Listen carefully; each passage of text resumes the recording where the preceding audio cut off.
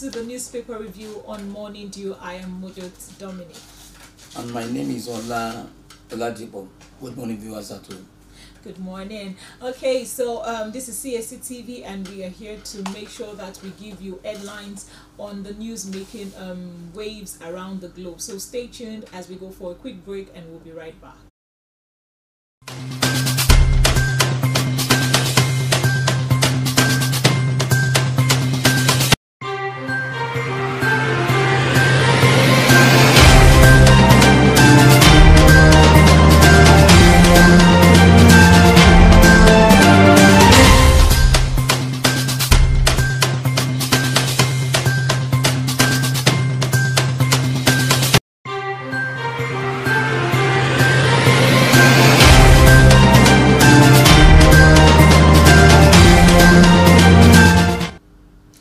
Welcome back from that quick break. So shortly we'll take the quote for the day, and then we'll take a look at the news making headlines. So let's take a look at the quote, and the quote that we have for today is taken from the book of Psalm 147 verse 3, 147 verse 3, and it says, "He heals the brokenhearted, binding up their wounds."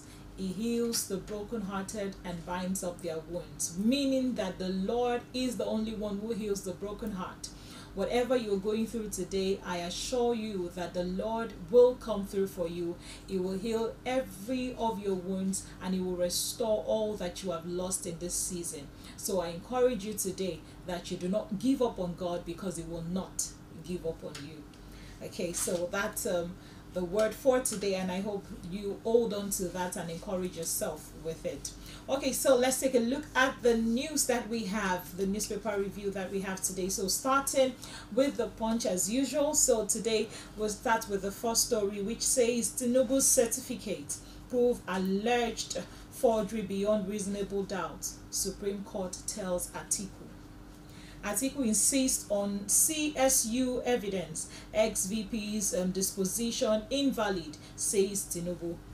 The chairman of the Supreme Court panel hearing the appeal against the election of President Bola Tinubu, Justice John Okoro, said on Monday that the People's Democratic Party standard bearer in the February presidential election, Atiku Abubakar, must prove the allegation of certificate forgery leveled against the ex-Lagos state governor beyond reasonable doubt.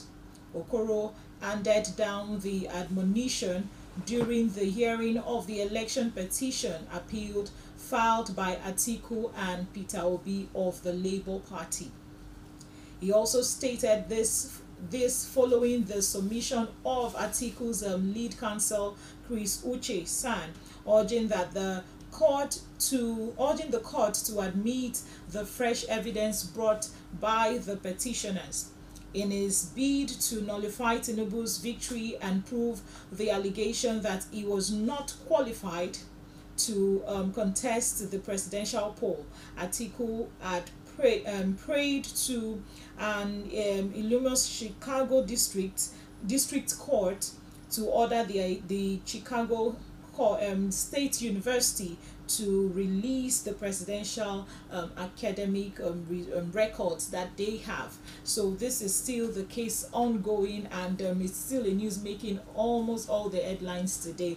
And I'm still wondering if I were Tinubu, I would just be like, these people are not making me run the affairs of this nation. So away from that, so let me come to you, Engineer Ola. So with all of this, back and forth, and now we have the Supreme Court saying that he has to prove between everyone, in every reasonable doubt about the case still ongoing with Tinubu. So what's your take on this? When a baby is born, the first thing the baby must learn how to do is to crawl. First, the baby has to learn how to sit, then crawl, before the baby can stand upright and begin to walk. This is a matter that will have been brought to the court at the preliminary stage, at the tribunal, and this issue will have been should have been thrashed out. Why are you bringing this issue now?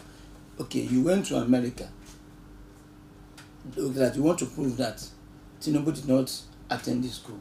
When you go to America, you are given, the court now ordered that you should be given all the relevant documents. They were given to you. You are back home now. The court is now telling you that, look, you have to prove to us beyond reasonable doubt that if he really forged the certificate. The issue is technical. And then we know very well that at this last stage, the Supreme Court may not take in fresh evidence. This matter is like one thing I used to say, that if there's an issue, let us resolve the issue before we move forward.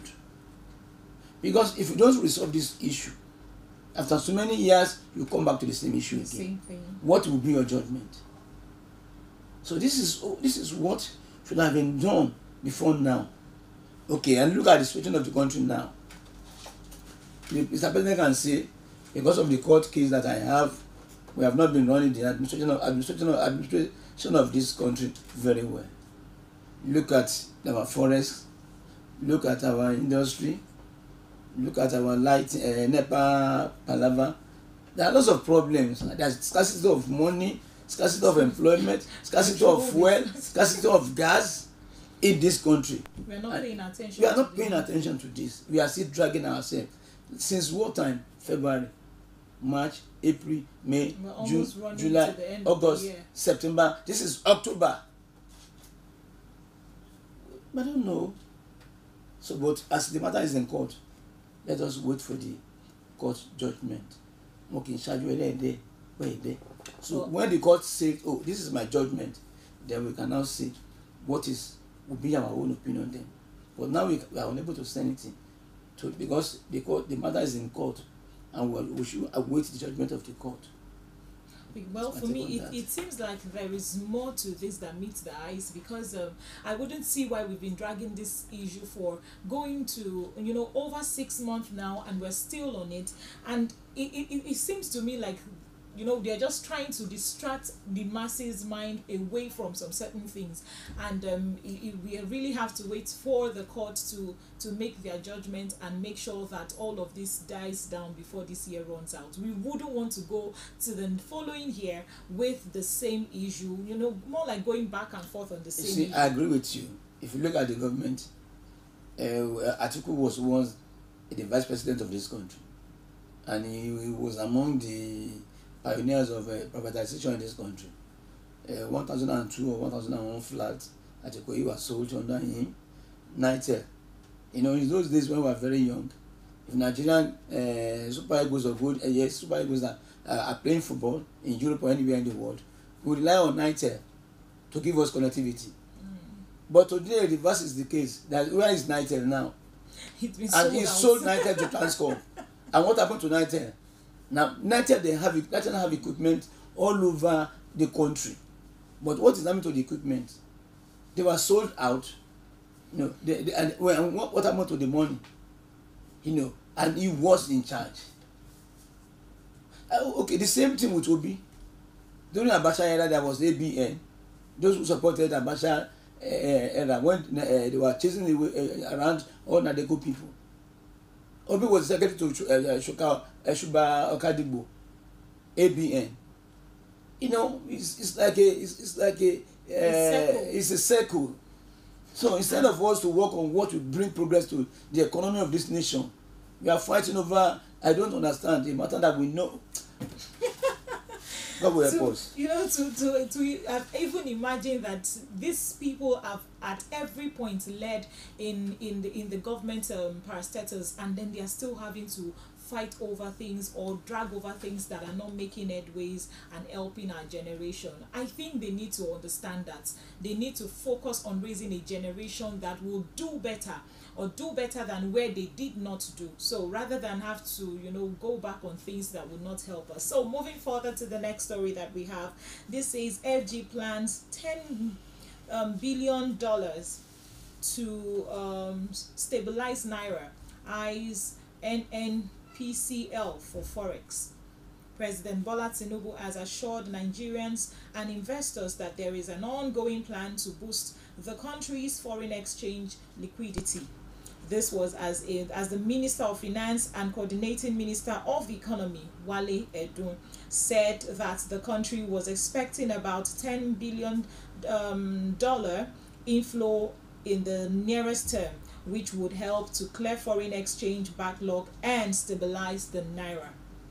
Speaking at the 29th Nigerian Economic Summit in Abuja on Monday, Tinubu acknowledged the challenges faced by the business community in the financial market and assured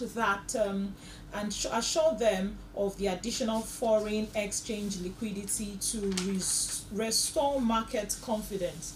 Okay, he also emphasized his administration's commitment to strengthening governance by stabilizing a performance and result oriented public and civil service culture and structures. The president outlined the 8 priority items of the administration to include ending poverty, okay, achieving food security, economic growth and job creation, access to capital, inclusivity, okay, also security, fairness and rule of law, and also anti-corruption. Okay, so having that inclusivity is also part of the things that we also I also admire the governor, or the president rather, that he is coming up with things like this to ensure that we have to the naira is being stabilized. Because one thing we are also facing, which is one of the things that is making challenges more difficult for the masses today, is the fact that naira is moving higher every day. As at last week when I checked, it was about 1,019 naira. So I really don't know how much it is today, but if the president is coming out to say that these are one of the 8 things, or this is the 8 things he's looking at, also making sure that his governance stabilize all of this, I think for me is a great start. Well, if you say it's a great start, I would say the problem we are facing today did not start yesterday. Let me say it started the day before yesterday. What really happened to the economy? If you don't understand history, you cannot understand what is going on at the moment. I've said it here before that in those days when we were about to travel out of the country, dollar was about 60 kobo to $1. Dollar was not even up to 1 naira. Exchange rate in Nigeria. What happened? If you don't understand what led to this, how can we solve the problem? You see, the problem is increasing every day.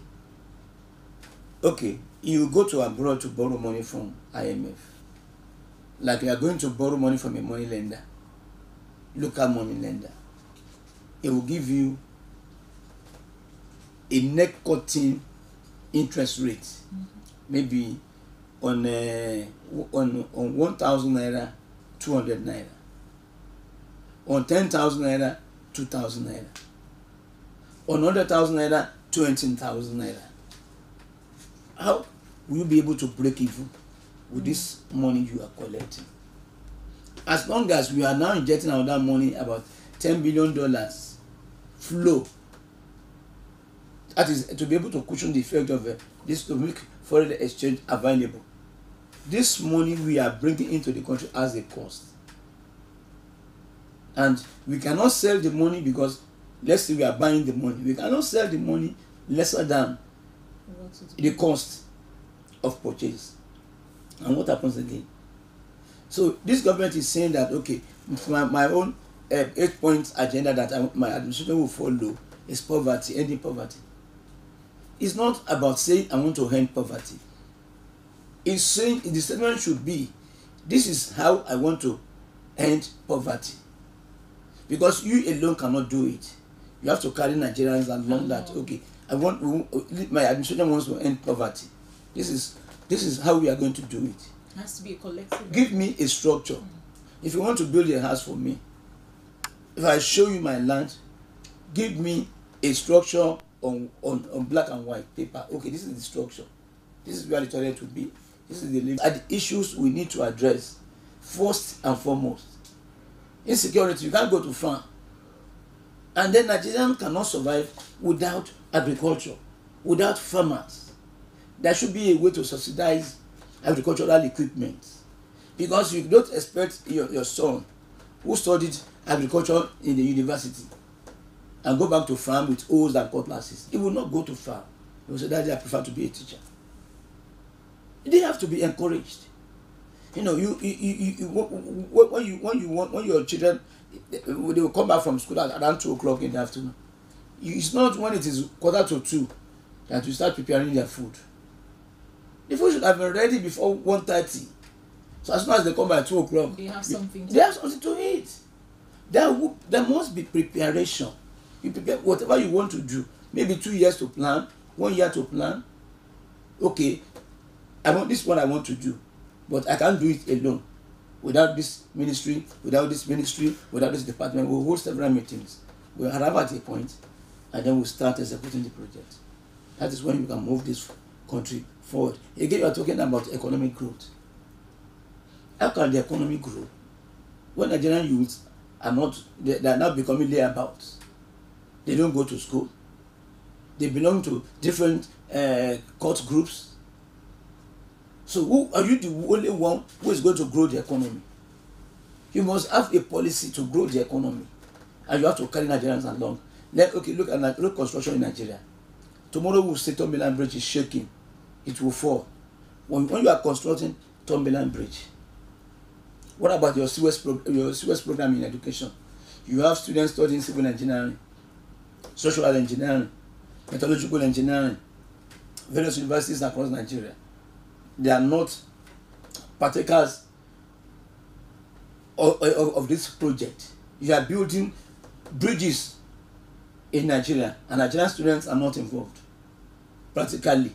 If they are involved, they understand from the beginning to the end as they are training. They take over. And over time, we will not be importing professionals into the country to build our bridges. So you have to, how do you grow the economy? When you are leaving Nigerian youth, no, you are leaving them behind. You are not working together with them. How do you grow the economy? Well, I actually think that the president has a good structure. He has a good plan, but he has a good idea of what he wants to do. And I believe that is because he does not have capable hands to help him execute or have him plan out what he already has in his mind. It's just like having a plan. Okay, I need to make a structure of a house. I have an idea of what it is, but I do not know how to put it out, put it out in writing. So that's where I need hands. I need people to come in, help me do this, do that. But I think first he needs to acknowledge the fact that he cannot do it by himself. That is the first I'm saying is that he cannot do it alone. But there must be instruction on the ground. Let me give you a simple example. When Fashola was the governor of Lagos State, he created so many vocational schools. It was a very brilliant idea for students. Did they attend the schools? They did not. That should be monitoring and follow up and monitoring. That okay, any student who roam about the streets in Lagos State will be arrested. Any student that is found during the school hours wearing school uniform, in secret places will be arrested. That is monitoring. That is following. Supervision. That is supervision. But when we lack this, what happens? If we look at our roads, there's no that they don't obey traffic or others, except they see last man or a policeman. Anybody does what he likes on the road. So that must be followed up and monitoring. This is what they do in the West. If they see 5-7 people gathering together under not lightable environment, they will say, hey, what are you doing in the dark? Disperse. You disperse. Mm-hmm. But when you don't do anything to them, they will continue. So there is no proper monitoring. If you bring about a very good policy, a very good idea, there must be monitoring. If you don't monitor it, nobody will do anything. There has to be an action. If you send your son to University of Lagos to study, and if you don't occasionally go there to see the son, how he's faring with his education, he may not be going to school at all. But when my daddy will come, I want him to see me in class. He will come. So that is an area that is lacking in the country now. And so I think we need to go back to how it all started, because pointing back to what you said, that we need to have people supervising and making sure that once you implement a plan, you have people following up with it. Because back in the days, I remember that there used to be a particular area where I grew up, where if you move around that area, any elderly man that finds you, or a woman, would question you, what are you doing there? And before you know, so you don't even have to wait. The moment you sight them coming, you disperse. So I think we need to go back to how it all started and make sure that we follow suit, correct what needs to be corrected, because you can't correct any foundation from the top. You have to go back to the scratch, where it all started. So I really hope that our president will really look into this and make sure that we have a balanced foundation. Okay, so moving on to the next story we have here: marketers meet Senate, blames cabals for gas price hike. So this is part of what we're talking about. We're talking about subsidy in petrol. We're also looking at scarcity in petrol, or hike in petrol, and we're also looking at hike in gas. Okay, so the Nigerian Association of Liquefied Petroleum Gas Marketers has accused terminal operators insistently increasing the price of gas. Okay, exploiting and limiting its availability to Nigerians. The marketers, led by the association president Oladapo Olatubosun, on Monday told the Senate that the Nigerian National Liquefied Gas has been consistent with its supply, but the cabal has disrupted the availability of gas in Nigeria, or to Nigeria, I beg to say. Olatubosun labeled some of the marketers as the cabals who were buying the product cheaply from the source and selling it at a very high price. Olatubosun explained that the cabals are making it difficult for the average Nigerians to have access to gas. As of today, gas is sold by these terminal owners for 16.8 million naira for 20 metric tons, whereas NNLG sells to them for a little bit less, which is for 9 million naira. That's a lot of change. Okay, so we're talking about how they need to manage this, and then we're having this come up as well. So meaning that it's practically affecting every sector, and where we have people who are buying directly from the source at a cheaper rate, and we have people who are selling back to the retailers, selling it at more expensive rate. Why won't we have cases like this? So it means that we also need to go back to even the people. We ourselves are actually the causes of, sometimes we are actually the one contributing to the things that we are facing right now. So, Engineer Ola, you see, when the government has the natural resources like LPG to sell to people, to cook, to drive their cars, to do lots of things, and the process of marketing of this product is not monitored, what do you expect? I want to tell you a scenario. If you have a transport business, you are doing transport business, and that's what we call forecall management. And in forecall management, you have people, they sit in their office with the internet. They'll be able to monitor availability on the roads. When you have a Wi-Fi internet, mobile internet, installed in all the buses in Lagos State, you'll be able to see the number of people in the bus. You'll be able to know the activity that is going on in the bus. You'll be able to know how much the bus is making in a day. It is now the technology is now available that we all know. You'll be able to know, okay, my bus is on this particular route.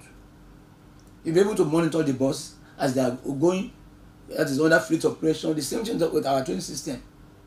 When you have internet or the connectivity it's on the train, and the trains are moving, you'll be able to see the road, track road, like the plane. When you have transponders in plane, you'll be able to monitor where the plane is now, the route of the plane, and many things like that.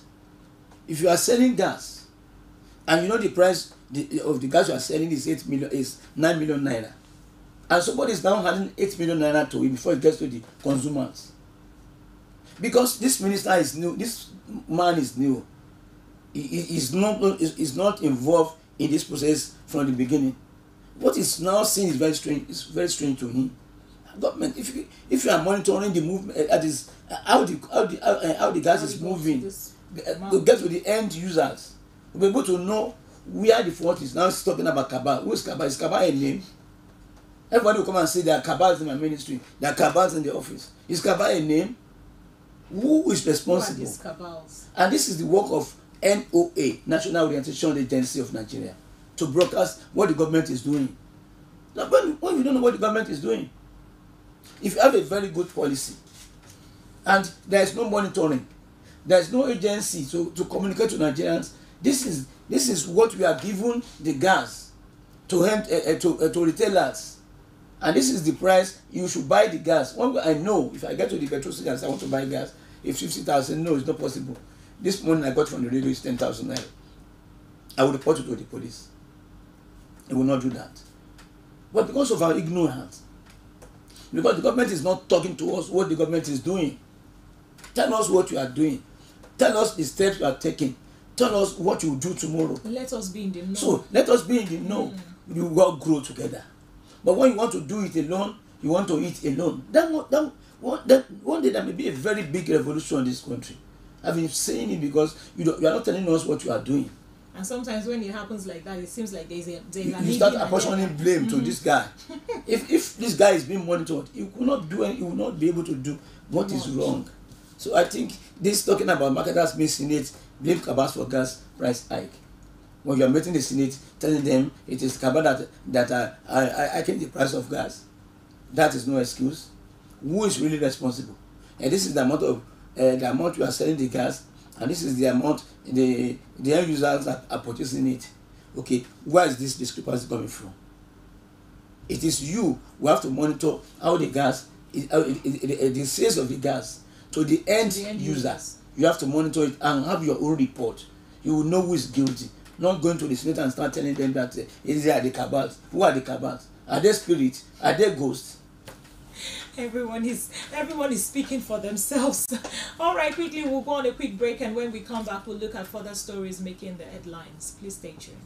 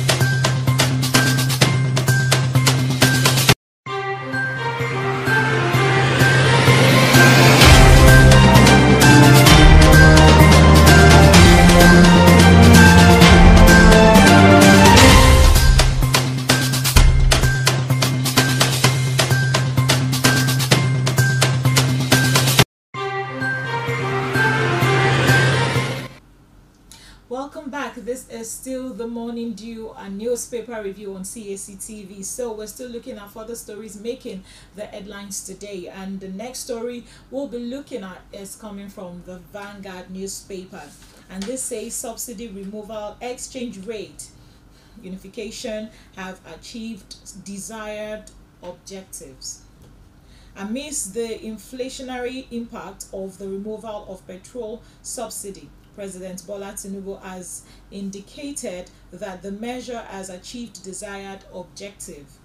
But leading economists and investment analysts faulted the position of the president, saying the economy is still struggling as measures are yet to yield the desired positive impact on the economy.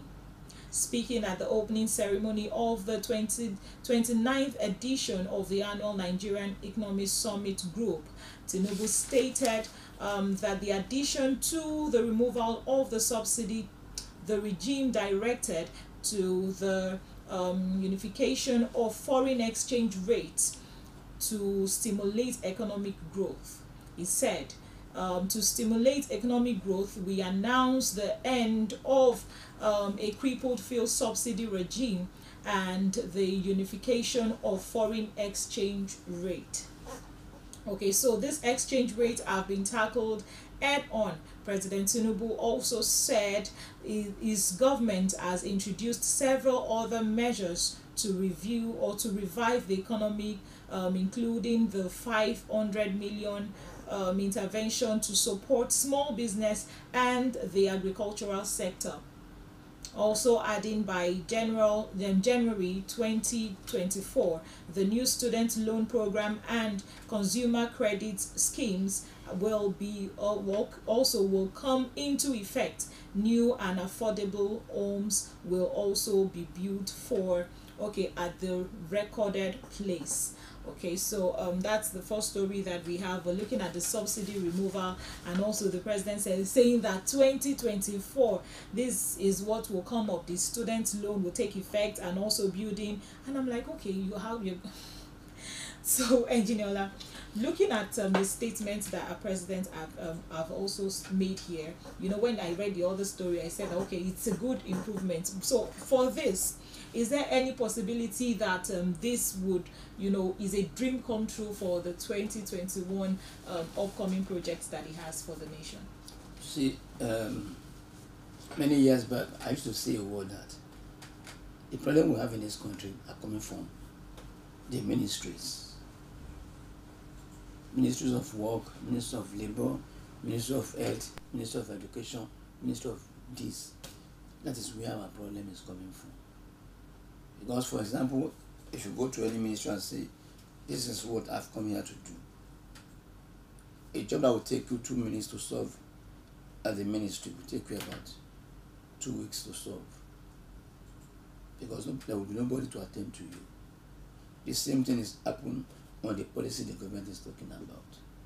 We go back to the same route of check and balances. Whatever policy you are writing now, you have to monitor your policy. It's a good thing to come with a very good policy that, okay, let's remove the subsidy. Because over time we realize that the subsidy goes to the pocket of some others. We don't know them. Some cabals. We don't want to use the word. Okay, let's say some cabals. That somebody will come out and say cabals. If I'm saying cabals, maybe I am among the cabals. Because cabal is no name. Yes, you don't want to mention name. This subsidy has been going somewhere unknown. Let's remove the subsidy. Everybody is saying it's a scam.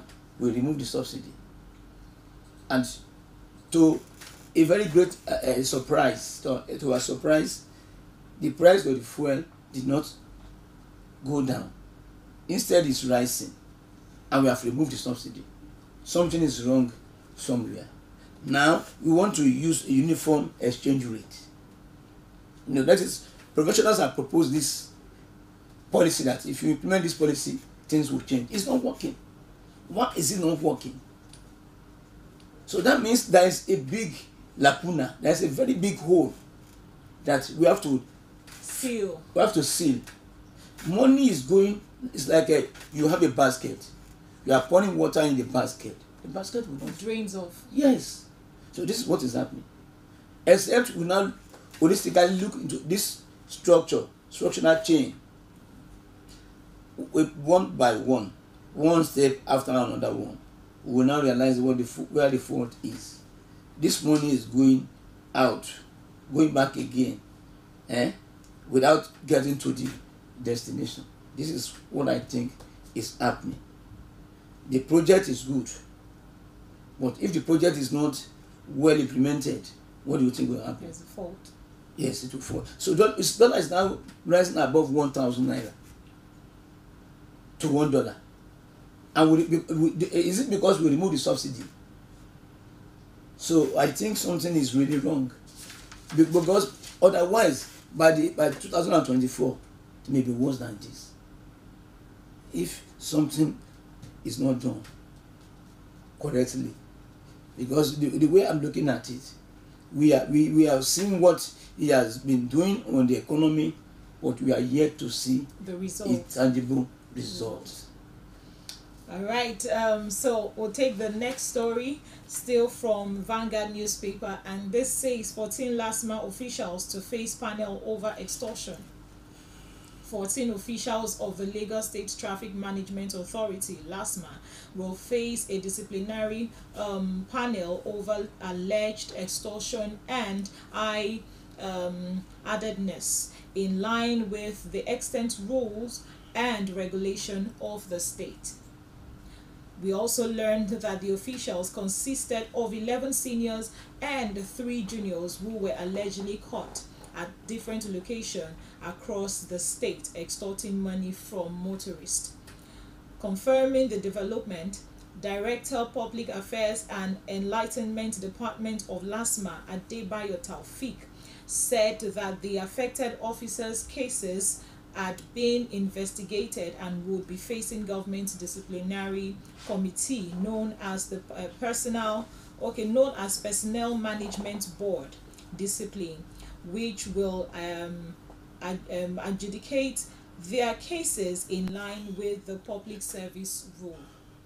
Okay, so I am happy that this is actually coming up, because I don't know how this managed to get to them, because we've been having cases like this, but thank God that this is coming to light. Having to even realize that we have 11 senior officers also extorting people, and we have 3 junior officers this time